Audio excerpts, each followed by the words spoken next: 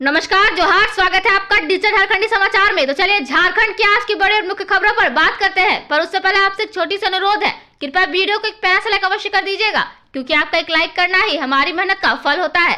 तो चलिए शुरुआत करते हैं आज की पहली और बड़ी खबर से।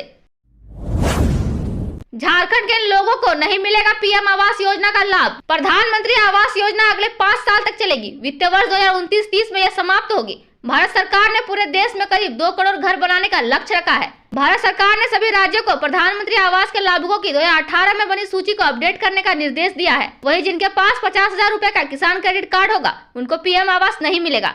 झारखंड में ऐसे कार्ड धारकों की संख्या 50,000 से अधिक है। झारखंड सरकार ने सभी जिलों के उपायुक्तों को पीएम आवास योजना के लाभुकों का सर्वे करने को कहा है। ज्ञात हो कि झारखंड को पठारी राज्यों की सूची से बाहर कर दिया गया है। पठारी राज्यों की सूची में अब केवल हिमाचल प्रदेश, उत्तराखंड, जम्मू और कश्मीर के साथ लद्दाख है। यहाँ के लाभुकों को प्रधानमंत्री आवास योजना ग्रामीण के लिए 1,30,000 रुपए दिए जाएंगे। पठारों राज्यों की सूची से बाहर होने के बाद अब यहाँ के लाभुकों को 1,20,000 रुपए दिए जाएंगे। अगले 5 साल का लाभुक तय करने के लिए भारत सरकार ने दिशा निर्देश दिया है। बता दें कि नए नियमों के तहत 10 प्रकार के लाभुकों को प्रधानमंत्री आवास योजना ग्रामीण का लाभ नहीं देने का निर्देश दिया गया है। इसके अलावा जिनके पास 3 पहिया या 4 पहिया वाहन है, या जिनके घर का कोई भी सदस्य सरकारी योजना का लाभुक है, जिनका गैर कृषि कार्य का उद्यम निबंधित हो, घर का कोई सदस्य 15,000 रुपए प्रति माह से अधिक कमाता हो, इनकम टैक्स व प्रोफेशनल टैक्स देने वालों, 2.5 एकड़ से अधिक संचित जमीन वाले व जिनके पास 5 एकड़ से अधिक असंचित जमीन है, वैसे लोगों को इस स्कीम का लाभ नहीं मिलेगा।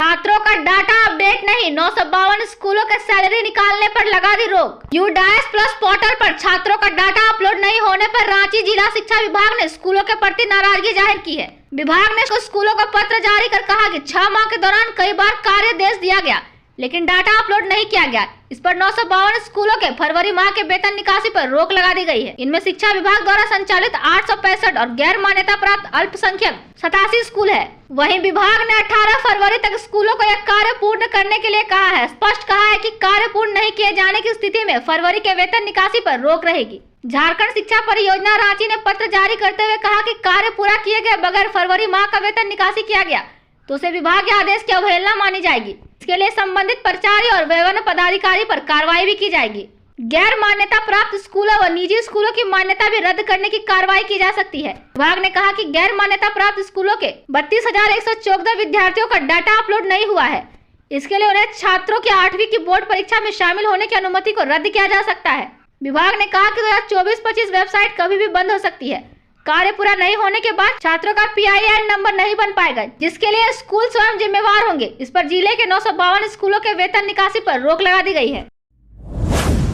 नई दिल्ली स्टेशन भगदड़ पर सीएम हेमंत सोरेन ने जताया दुख, मृतकों की आत्मा की शांति के लिए की प्रार्थना। नई दिल्ली रेलवे स्टेशन पर हुई घटना पर सीएम हेमंत सोरेन ने दुख जताया है। उन्होंने हादसे में मृत लोगों की आत्मा की शांति के लिए प्रार्थना की, साथ ही स्टेशन पर अव्यवस्था को लेकर कटाक्ष भी किया। गौरतलब हो कि नई दिल्ली रेलवे स्टेशन पर प्रयागराज जाने वाली ट्रेनों में भीड़ के कारण भगदड़ मच गई। इस हादसे में अब तक 18 लोगों की मौत हो गई, वहीं 12 घायलों को अस्पताल में भर्ती कराया गया है। इस हादसे को लेकर सीएम हेमंत सोरेन ने दुख जताया है। उन्होंने सोशल मीडिया एक्स पर पोस्ट कर लिखा है कि नई दिल्ली रेलवे स्टेशन पर अव्यवस्था और भगदड़ के कारण हुई कई लोगों की मृत्यु की हृदय विदारक खबर सुनकर मन अत्यंत आहत है। मरांग गुरु दिवंगत लोगों की आत्मा को शांति प्रदान कर शोकाकुल परिवारजनों को दुख की यह विकट घड़ी सहन करने की शक्ति दे। भगदड़ में घायल हुए लोगों के शीघ्र स्वास्थ्य लाभ की कामना करता हूं। दरअसल प्लेटफॉर्म नंबर 12, 13, 14, 15 और 16 पर भारी भीड़ के कारण यह हादसा हुआ। केंद्र ने मामले की जांच के आदेश दिए हैं। LNJP अस्पताल में 15 और लेडी हार्डिंग अस्पताल में 3 लोगों को मृत घोषित कर दिया गया। मृतकों के परिजनों को 10 लाख रुपए, गंभीर रूप से घायलों को 2.5 लाख रुपए और मामूली रूप से घायलों को 1 लाख रुपए मुआवजे का ऐलान किया गया है। झारखंड में चल रहे गठबंधन को बनाएंगे मॉडल। झारखंड कांग्रेस के नवनियुक्त प्रदेश प्रभारी के राजू ने कहा कि हम झारखंड में इस गठबंधन को मॉडल बनाएंगे। सरकार के साथ समन्वय कर चलना है। संगठन का काम अपनी जगह और गठबंधन अपनी जगह है। सरकार को फोकस करना है कि वह जनता को किए वादे पूरा करे, समाज के दबे कुचले वर्ग का ध्यान रखे और संगठन सरकार के अच्छे काम को लेकर जनता के बीच जाए। के राजू ने मंत्री विधायकों की जवाबदेही के सवाल पर कहा कि मैं जल्द ही झारखंड आऊंगा, इसके बाद पार्टी के नेताओं के साथ रिव्यू करूंगा। उन्होंने कहा कि संगठन के विस्तार को लेकर सबको स्पेशल एफर्ट लगाने की जरूरत है। मंत्री विधायकों की जवाबदेही भी तय होगी। मंत्री विधायक सिर्फ अपने क्षेत्र तक सीमित नहीं रहे, दूसरे क्षेत्रों में भी पार्टी का काम देखे। पार्टी के साथ इनका कनेक्शन कमजोर नहीं होना चाहिए। के राजू ने कहा कि पार्टी को मजबूत और बेहतर बनाने के लिए नए लोगों को आगे लाना ही होगा। SC, ST, OBC व अन्य पिछड़े लोगों के बीच से नई लीडरशिप की तलाश करनी होगी। झारखंड में भी जो सामाजिक ताना बाना है उसको देखते हुए आगे बढ़ने की जरूरत है। युवाओं में बड़ी संभावना है और इसको आगे ले जाना है। कहा कि मेरा फोकस गांव और ब्लॉक होंगे, ग्रास रूट में हर वर्ग को जोड़ने की कोशिश होगी। मैं केवल और केवल ऑर्गेनाइजेशन पर ही फोकस करूंगा।